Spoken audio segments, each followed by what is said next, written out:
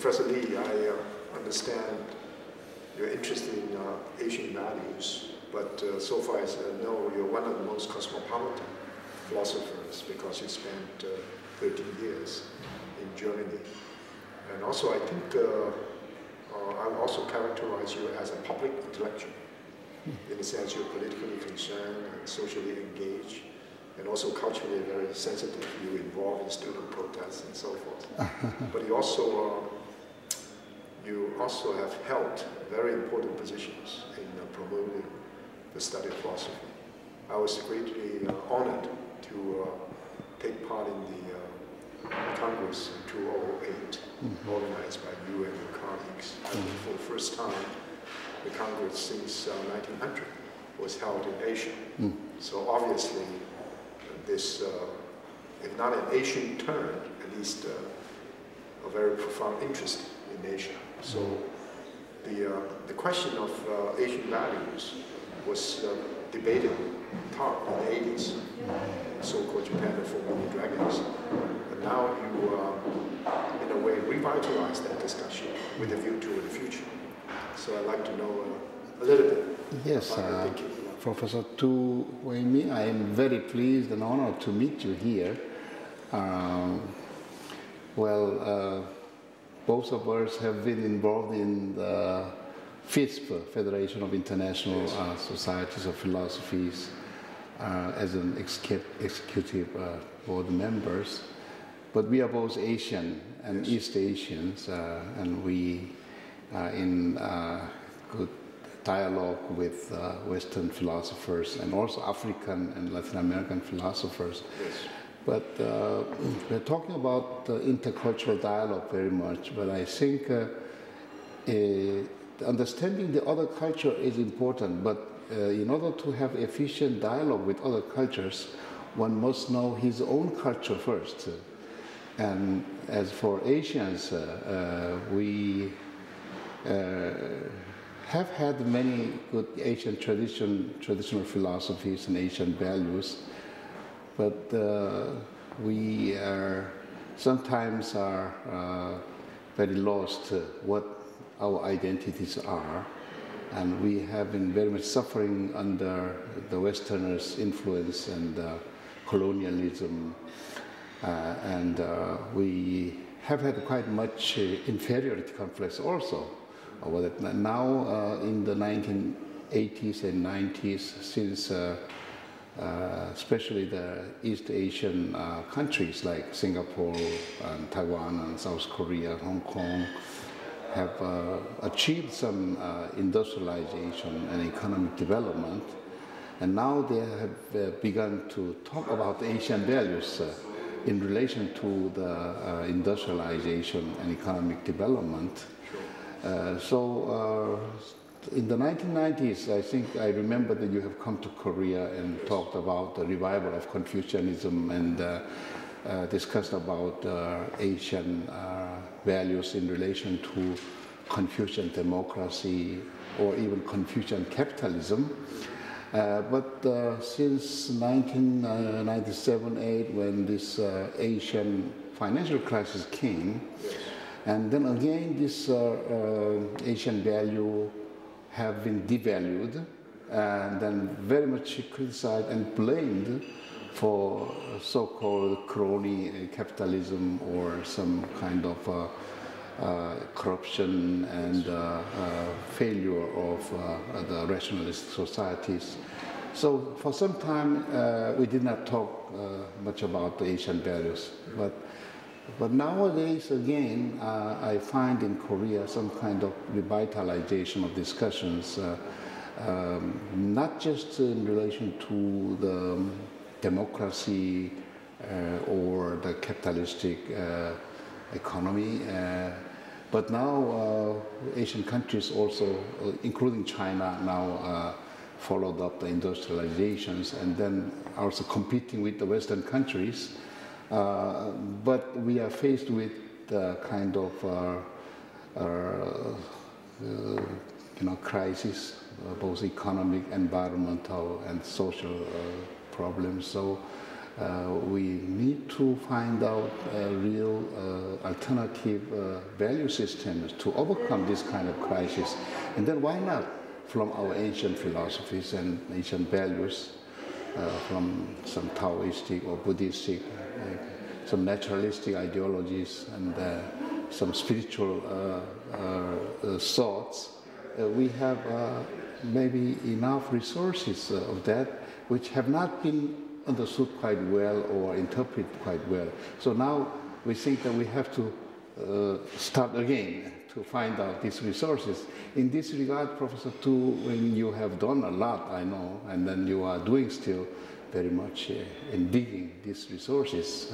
Well, thank you. I think for a long time, let's say ever since the May 4th generation of 1919, of course there was the March 1st movement. 1919, March 1st, yes, in Korea. Then May 4th. There's been concerted effort to try to learn from the West in order to strengthen East Asia, both in terms of wealth and power. And that process has been going on even today.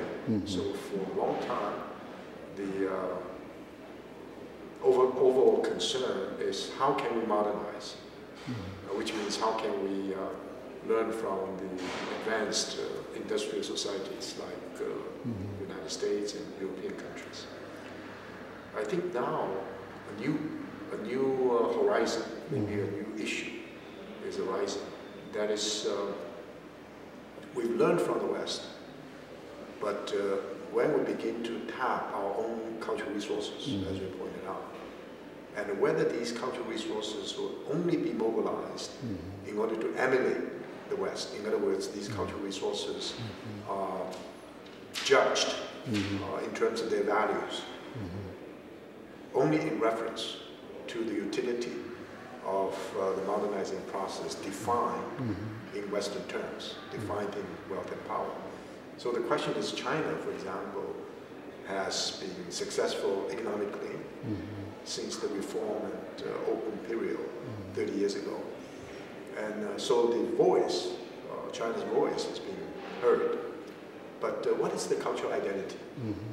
Whether the cultural identity is simply imitation of some imported ideas from the West, or the identity can develop certain kind of fusion between Asian values, so-called Asian values on the one hand, and the Western values.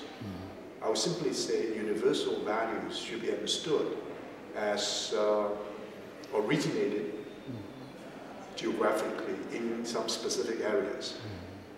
Some values, such as human rights, they have deep roots in Western civilization, but that local culture now has become globally significant.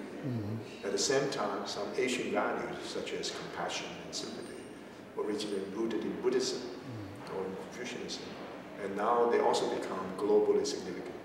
So a new challenge for us is probably the dialogue between core values on an equal basis, sharing ideas, rather than, say, in a totally asymmetrical situation of learning from the West in order to gain certain kind of confidence with us. But as you know, our Asians, especially East Asians, have come through the modernization and democratization process, and learning from the Western European or American model of democracy, we have been criticizing our own tradition and customs quite seriously. And of course, we had to overcome our feudalism and traditional authoritarian rules and suppression of women, or many kinds of irrationalistic and undemocratic rates of the traditions are still remaining in our societies. Sure, absolutely. So through our this modernization and westernization process, we have already critical view of our traditional values, especially Confucianism. Since Confucianism has ruled over our country, for example, in Korea, at least 600 years since the Li dynasty has been the state religion and had suppressed also Buddhism and the Taoism and the shamanism, and has protected against the Christian missions. Also, Catholic mission has been completely sacrificed under this Confucian rule. So, in some sense, quite reactionary ideologies. Intolerant. Yes, intolerance also. So, still in our intellectual discussions that many says that we have to still overcome more the rituals and customs of Confucianism, and some says that Confucianism must die in order to make our life and country live. Very provocative words, but still some are very much agreeing with that ideas. But question is, have we really rightly understood our tradition and value? That is a question. There has been many distortions, and then political rulers and ideology have been always negative. In even the Christian countries, Christian religion has been also very reactionary and very suppressive, but there is also many positive values which we have to respect. So in this regard, it was not very fair to understand and evaluate our traditional values. I think in this regard, you have done quite much to recover these lost values of Asian traditions and philosophies.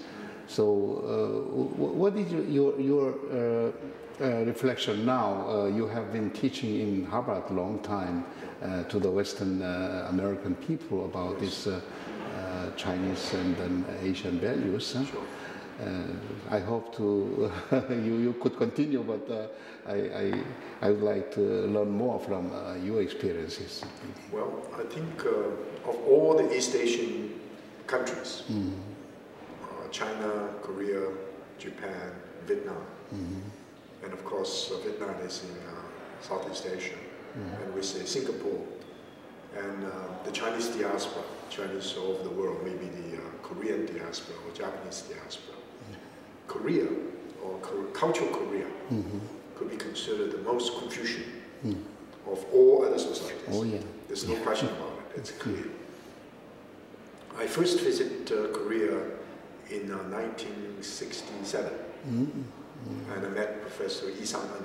Oh, yeah. I was given a collection of a complete work of Yugok, and I began to read Yugok. Yeah. And then I visited Korea in 1978 at the invitation of the International Society of Twiggy Studies. So ever since then, I've been back to Korea many times. I consider, for example, my study of Korean Confucianism, especially and Yi Yugok and we call him Yi Huang and Yugok and Yi Twiggy, absolutely critical for my own understanding of the Confucian tradition, because Korean Confucianism, in a way, is significantly different from Confucianism either in China or in Japan. And I also think the development of Confucianism in Korea is most thought-provoking for understanding the modern transformation of Confucianism. I think the first conference on Confucian ethics and modernization of East Asia was held in Busan. Professor Yi Sang-un actually organized it. It's even before the so-called Hakone conference in Japan. So there's no question about the fact that people became critically aware of the negative features of Confucianism, lack of transparency, certain kind of collusion between the government and the chaebol, big companies, and nepotism, and factional strife, and also authoritarian mechanism of control, and power of domination of the male over the female and these things. But I think ever since the 19th century, late 19th century, Confucian scholars in China, in Korea, and in Japan began to reflect critically upon their own traditions. And they used the criteria from the West, such as liberty, rationality, legality, due process of law, even rights, and of course democratic ideas, and science and technology, these great Western values, and to try to transform the Confucian theories and practices in order to adapt to the new situation. And Korea has done a great deal in doing that. And there's a very powerful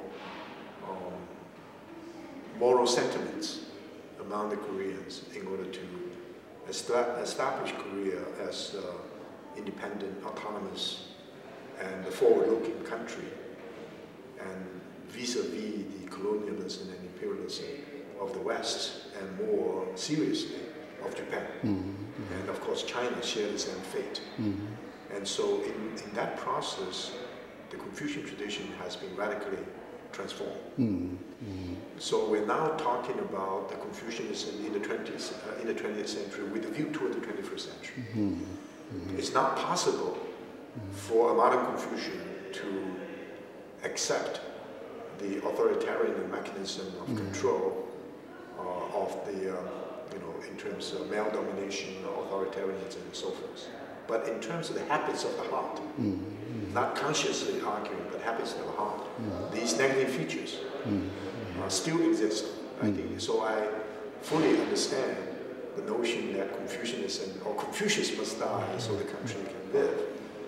And there's another position, of course, Confucius will have to exist or have to live so the country will be able to flourish. Two very different positions.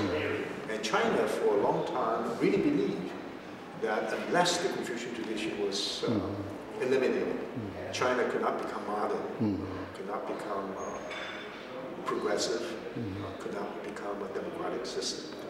And recently, because the quest for cultural identity, and many scholars and people in general, but certainly students, begin the question about re-evaluation of the Confucian legacy. My position for the last 3 decades or even longer is basically to understand. My purpose is not to promote promotion or propagandizing or evangelizing. This is something that I consider negative.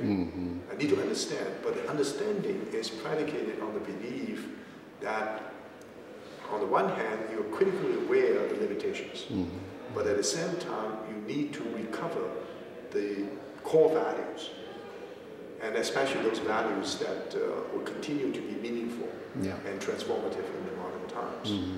The only way to criticize the negative features is to retrieve some of the most positive values. The only way may not be right, an appropriate way. If you use ideas totally from alien sources, and you believe you can simply eliminate your cultural tradition, it is too easy, too naive, because if you do that, the habits of the heart, the kind of unreflective habits will continue to haunt you. So what we need to do is both to retrieve the cultural values and to critique them. And that would serve as a basis to understand the West, at the same time to reject some of the negative features of the West. And I think we're now in a new sort of joint venture, look to the future. And Korea serves as perhaps the most important example. And China is very much behind. China is trying to catch up. I don't know very well. I agree with you. You look at the common phenomena. Often I use the example, the 1001 with Tuigen, which is a cultural symbol. This is unimaginable in the Chinese cultural context. It would take quite a while. And so Confucian values, positive and negative, are so much an integral part of the Korean everyday life, in terms of leadership, terms of human relationships, in terms of the relationship between human to the world beyond. Even now Korean is very pluralistic in terms of belief systems, more than 30% Christians, and probably more Mahayana Buddhists. The importance of shamanism continues, and Confucianism is intertwined with all of them. A Korean Christian is very different from an American Christian. Now the Korean Christians now go to the United States to missionize because they don't believe the Americans are truly authentically Christian. So my sense is Bank of Korea has produced newly the new money, 500 50,000 won. That's the highest the currency. And they have printed the portrait of the mother of Yulgok, Shinsaimdang. Yes. There, she's a famous poet. Yeah, she has been a very important poet, a popular, very famous poet, also very good educator and very big influence of Yulgok. So as a first woman who on the money, on the paper money. But Yulgok, maybe 5,000 won with Yulgok. Yeah. You know better than. Well, as you know, I myself am not a Confucian philosopher or any of Oriental philosophy. I have been more interested in Western philosophy, and I'm grown up since the independence from Japan, and I needed to know what directions our country should go, you know. And then Korea was divided between capitalism and socialism, and the ideological conflict, and so democracy and social reform and then unification, and these were the goals and targets of our generation from my childhood. So I had to go outside to learn, so to Germany, and then philosophical traditions of Kant, Hegel, and Marx, and then critical theories of Frankfurt schools and Habermas was my study lines. But nowadays, since we are looking for the real our own identities, I'm now reflecting over the philosophical learnings from my teachers. So when I was a student at Seoul National University, I have been very much influenced by Professor Park Jong-hong. I don't know whether you know him, but he was my teacher, and he was an expert both in Western philosophy and Oriental philosophy, and he has really learned seriously of traditional Korean philosophy. And I have listened to his lecture over 3 years on the history of Korean philosophy. That was his first initial teaching. And then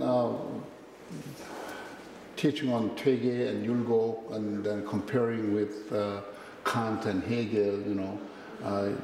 Here in our tradition we have also rationalism and empiricism and positivism.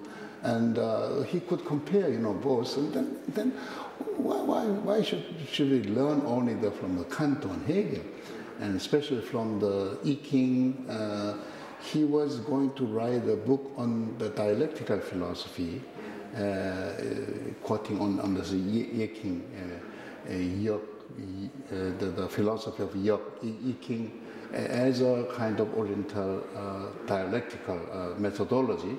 He has not finished it, that he died, but and then now when we are just reading slowly about these kind of resources that I can find, well, we can find from even Korean traditional philosophy enough resources to think about these modern problems and dialectical problems, conflict resolutions, and then mutual life, and then also ecological sustainability. So, well, even though it's late, let us learn. Let's learn something. You know, you spent 13 years. Yes, 13 years in Germany, at University of Göttingen. You receive, I'm sure, one of the most thorough education of any Asian scholars would be able to do.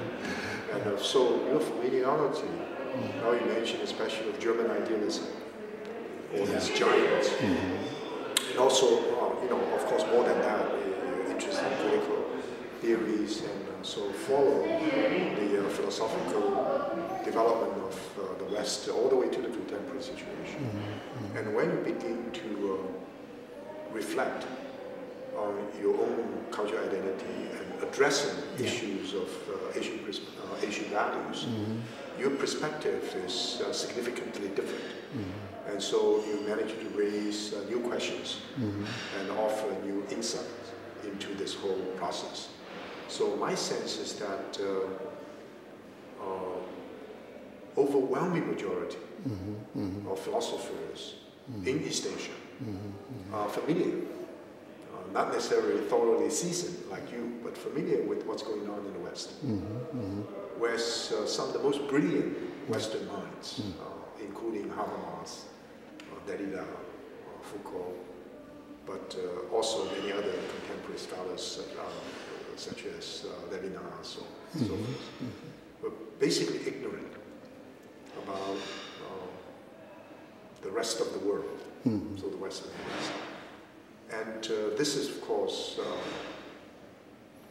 a historical moment that's difficult to change. And I have to say, their ability to dig deeply into their own cultural tradition, this, no matter how radical you are against the philosophical traditions of your own, such as Heidegger, each one of them was totally seasoned in the whole Western philosophy from Plato, Aristotle, all the way to the modern times. So that's part of their genealogy.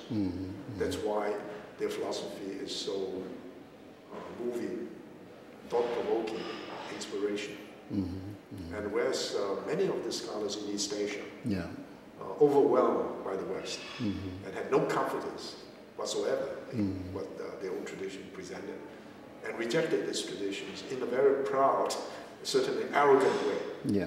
So what happened is that they received some wisdom from the West, secondarily, because that great tradition of the West, all the way from Plato to the modern times, was somehow absent. And they also abandoned their own tradition. So in that situation, it's very difficult to be creative. I think philosophical creativity is not like something that is being created ex nihilo. It's not from nothing.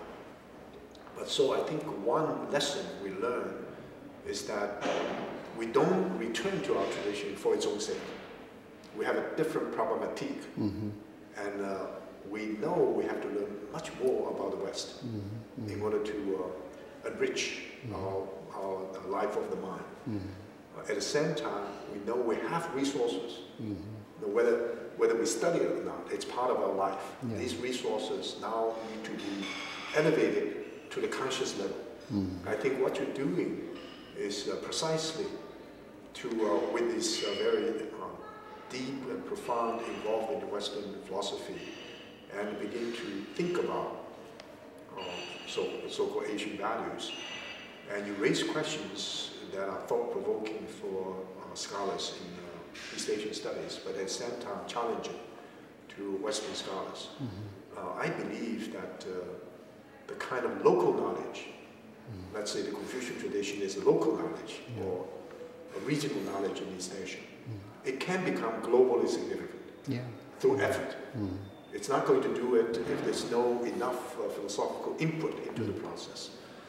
Part of the reason why overwhelming majority of forms of local knowledge that are globally significant originated in the West. The now school is now emulated, something developed in Paris, developed in London or in Cambridge, Mass. They become universal. So I think the time is right for some Asian scholars to begin to think that some of their forms of local knowledge, very deeply rooted in Asia, can also become more than Chinese, East Asian, Korean, and will be able to share with a larger world community. My sense is that they now are ready to listen. Habermas is a good example.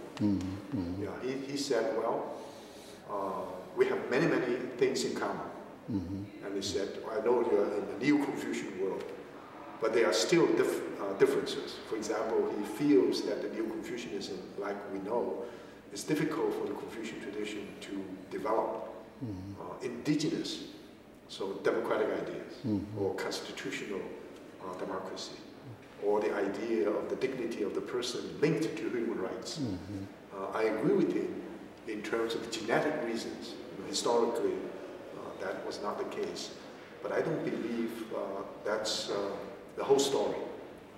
Another part of the story, if a tradition is like a flowing stream and continues, then there are also possibilities can open up. Because we've confronted something radically different. And the notion that radically different, so the radical otherness, may be a liberating experience for us. So I think we are more or less bilingual or trilingual. And so we need to take advantage of that and not in any patriotic or nationalistic way. So I think I agree with many people that we have to go beyond China-centered or Confucian-centered world. But we need to enter into a dialogical mode with a certain kind of, not self-confidence, but a certain kind of preparedness for this kind of encounter. I have been also motivated to, to learn more about our own selves, especially through my work in UNESCO. Yes. I have been working for UNESCO the last for 8 years. Yes. First as a first founding director of Asia Pacific Center of Education for International Understanding. We have brought from 45 Asian Pacific countries teachers and then civil society leaders to educate them about educate international understanding, intercultural understandings. And last 4 years I have been Secretary General of Korean National Commission for UNESCO, involving in many UNESCO. By the way, you have to be congratulated because it's one of the most vibrant, most comprehensive UNESCO programs in the world, not just in East Asia. Especially on these cultural diversities and the philosophical, the popularization of the philosophy also. I have traveled many countries in Asia Pacific, and talking about the cultural diversity, and I felt that our East Asian, especially Chinese and Korean and Japanese, I have been very much proud and thankful of our forefathers who have kept these good traditions. And we have our own letters and languages and then literatures. In many countries in Asia, they have lost their languages and their letters and then philosophical thoughts. Then it's very difficult to develop, understand its own identity, and also they are influenced by the Westerns and then monopolized and really overruled by the foreign thinkings, and without having the power of self-reflections and then self-digesting.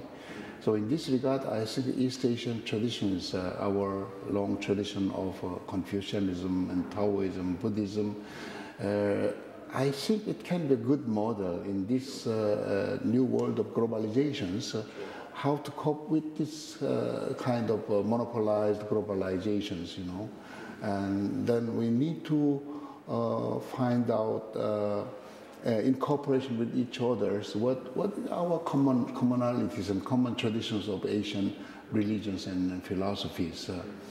Last year, when we hosted the 22nd World Congress of Philosophy, first time in Asia, in Seoul, Korea, I was very glad to have so many philosophers from China and Japan, especially Asian countries, came. Over 800 people came from East Asian countries. So we have had also a special meetings, seminars among the East Asian countries, including Taiwan.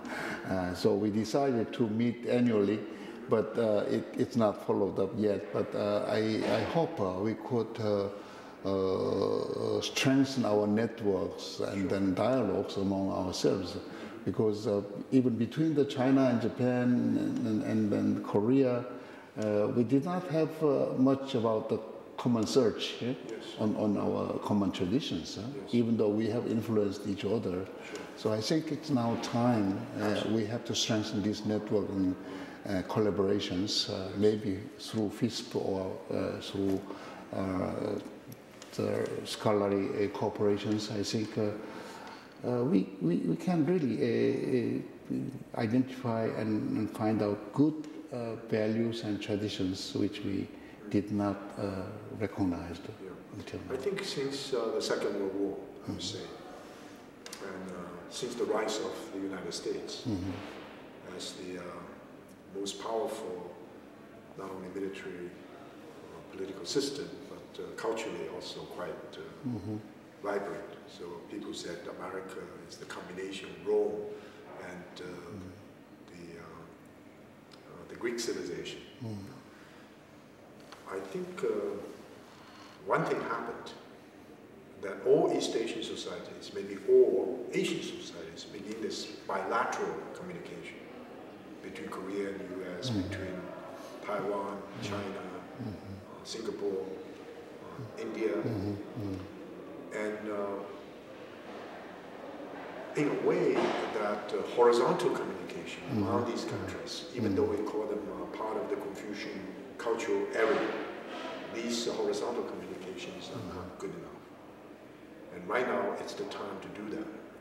An attempt to do it was made a few years ago when the presidents of 4 universities, Peking University, Seoul National, Tokyo, and Hanoi University, decided to have an annual meeting of the 4 presidents. And they use 4 languages with the translations. Without English, you speak your own native language, and to try to formulate some joint projects. But this is the beginning, and what you're talking about as network. And of course, some scholars like in Japan, and there's an attempt to develop a kind of network of East Asian religious studies. Shimazono was the one who's doing it.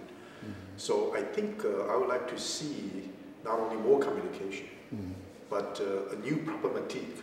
Why are we doing it?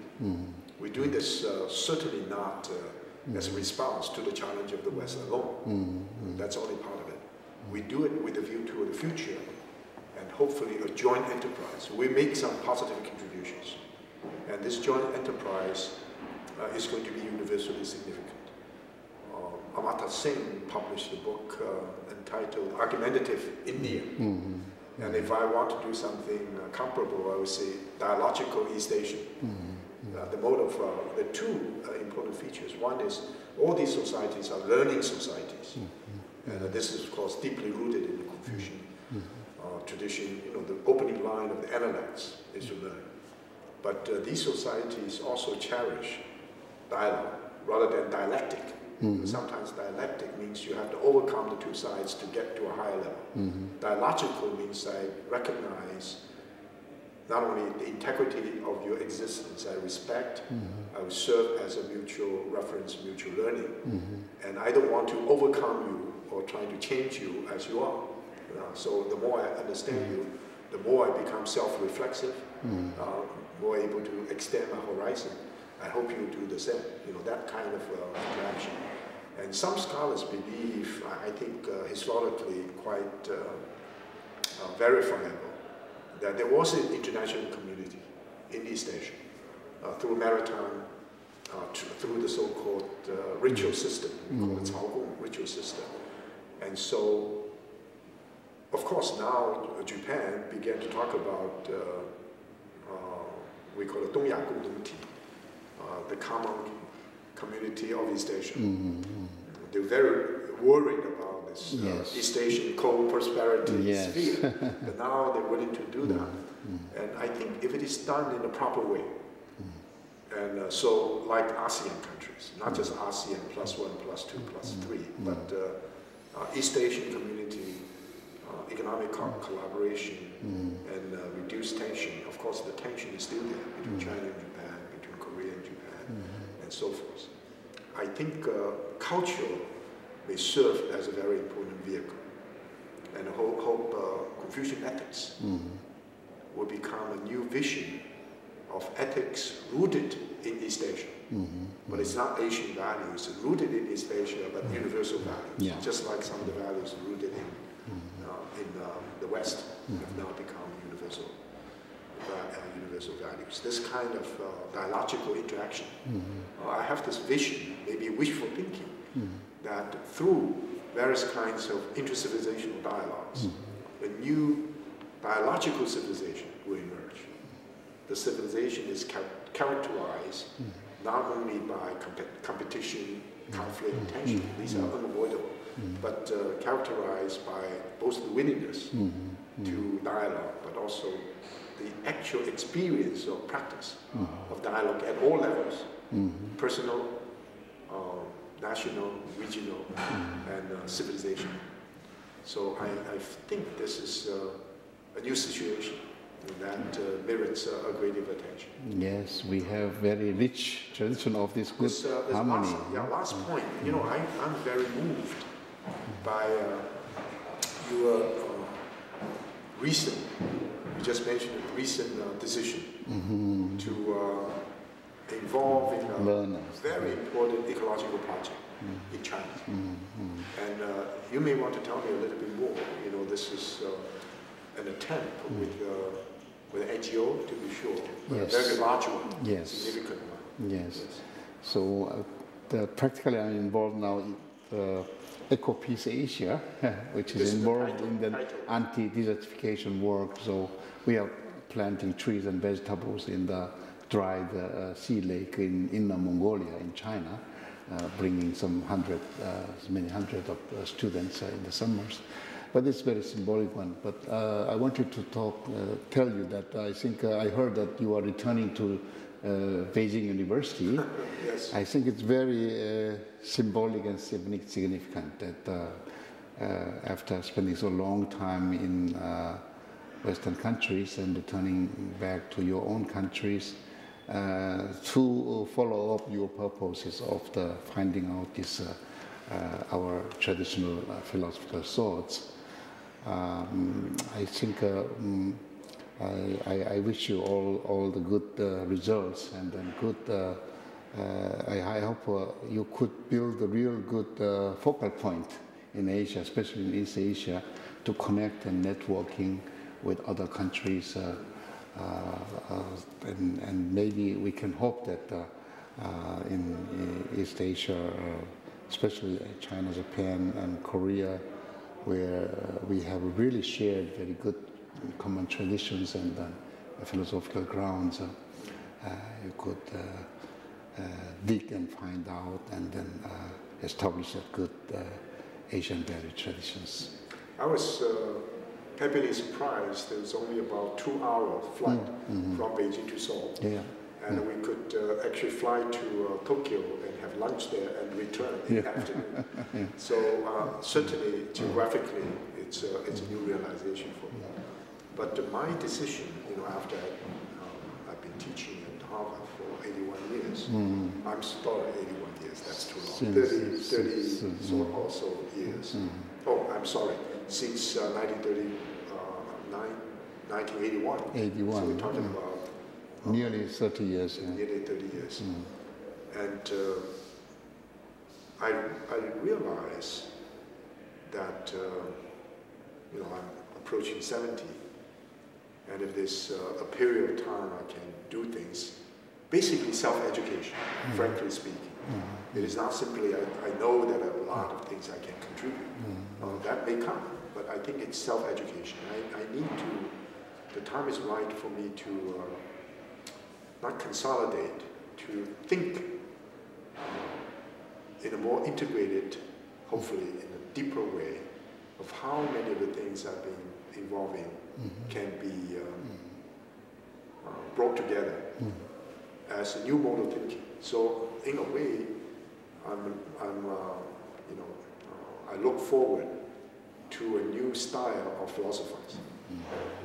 To do philosophy, hopefully, not simply to study about philosophy, to study about Confucianism, but to do philosophy with a view to the future, with human survival, human flourishing, as deep concerns, personal concerns, not just concerns of an abstract idea of human species. And in doing that, the possibility of tapping spiritual resources from the tradition I know well. But I want to do it in an open, pluralistic, and self-reflexive way.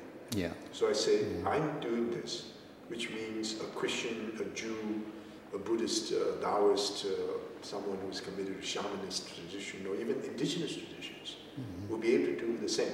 There will be a real intercultural communication. And this is now doable. I really believe it's doable. But I know if I don't do it, someone else will have to do it. Oh, yeah. If I'm committed to doing it, there's no guarantee, even though there's always hope, that it can be fully realized. But in any case, I want to do it. So this is the motivation. So whether something significant or efficacious will come out, that's something you can wish, or you cannot anticipate, or you cannot expect. What you can expect is what you're able to do yourself. You know it. I began studying this when I was a teenager. Yeah. So it's been going on for a long time. So the time to reflect upon it. I became quite aware when I was studying at Harvard. I realized that if I had no understanding of what happened in the People's Republic of China, no matter how hard I studied based upon scholarship in Taiwan, in Hong Kong and Singapore, that's not enough. It would still be very marginal. But since 1978, I returned to China in 1978 for the first time. And then 1980, I lived in China for a year. Since then, it was also the year I visited Korea to study in Tweede. And I realized Confucianism is much broader than Chinese culture. Of course, it's part of Chinese culture, right? Because Taoism and others. At the same time, no matter how you broaden the idea of culture in China, it is not broad enough to accommodate the whole Confucian tradition, because also Korean, Japanese, Vietnamese, and so forth. So I began to realize if I don't study Korean Confucianism, of course my study is still very superficial, or Japanese, not to mention Vietnamese, my education is not complete. And so I think this is still part of a journey. My education now, at least I know that in my generation, our view of Confucianism is much broader, because my teachers, even though they're great in understanding some of the major figures in Confucianism, but none of them took Tweede seriously. None of them did any major work on Japan or Vietnam. So, and then of course I realized if we look about the Confucian tradition from the Qufu, local culture of Qufu, to become the mainstream Chinese culture, and then from China to East Asia, from the 11th to 19th century. And now it's the time to go beyond even East Asia. But you have to be rooted in Qufu, China, East Asia, to be able to do that. But at the same time, you have to transcend all this rootedness in order to be able to do that. And I do believe that, I talked to many, many brilliant Western philosophers. I even got a chance to talk to Gadamer, Paul Ricoeur. I got to know him very well. And, Dao Ma is a terrific scholar of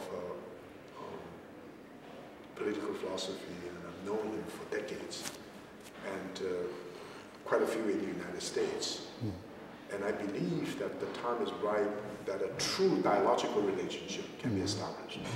But the precondition is that you have to do work comparable to what they've done. in their own culture. So it's not just you communicate with your colleagues in Confucian studies, you need to communicate with someone in Christian theology. And you know the depth of thinking in Christian theology, or in German idealism, or Heideggerian thinking, or even Heidegger and Habermas themselves. You really need to have some sense of your own limitation, as well as your own strength. So that will be, I think, the beginning of certain kind of revival. That revival is basically very personal. But I make a distinction between personal and private. It's not private because it's accountable, it's open, it's publicly debatable. So that's, so far I've been doing philosophy by developing discourses, like Culture China, East Asian Modernities, reflection on the Enlightenment mentality, and so forth. But now the time is right to do something more than simply develop discourses, but to have a focal point and try to do the kind of philosophy some of the most brilliant minds in the West have done. So it's not to emulate what they do, but it serves as a reference and also as a spiritual resource as well. So maybe Jesus has been right in saying in Bible that prophets are not welcome and not respected in the hometown. You may be right that Confucius has been very influential in China and all other countries, but in some sense, because of his hometown, he has had to be also criticized and then neglected very much. And as we saw that in the Cultural Revolution, they have destroyed that Confucius tomb and then Confucianism. That cannot be happen in Korea or even North Korea or in Japan. So that, in that sense, we have kept also some good tradition of this Confucianism. Every year we are having the celebration of Confucius' birthday, and this the music and instruments are kept original. And we heard that the Chinese came to learn because they have lost all that. So we have brought that to the UNESCO heritage also. So in this sense, I think we have to share. So China and Japan, Korea, maybe we have brought Confucianism and Buddhism to Japan, and they have kept and maintained also very well and very systematically. We need to learn also from Japanese how they did and then developed this ideology. So I think we need this kind of interrelational development. I think is very important. I edited a book entitled Confucian Traditions with an S in East Asian Modernity. And I hope the form of East Asian modernity can also serve as a reference for the imagined East Asian modernity, or South Asian modernity, or Islamic modernity, or African modernity, and so forth. That's why the reason I talk about multiple modernities. But in any case, I do believe that a new vision of humanism, or new way of understanding the human, or rethinking the human is right now one of the major philosophical tasks you have to confront. And the Confucian tradition as a kind of spiritual humanism, in a way, is more equipped, suited to this new challenge than the secular humanism, which ignores nature on the one hand and the spiritual realm on the other. But the work is painfully difficult and has to be done not only systematically, but with imagination and with persuasive power. Well, we can talk all evening, but I think we have to return to our session. I see. Okay, so, thanks a lot. Thank you very much.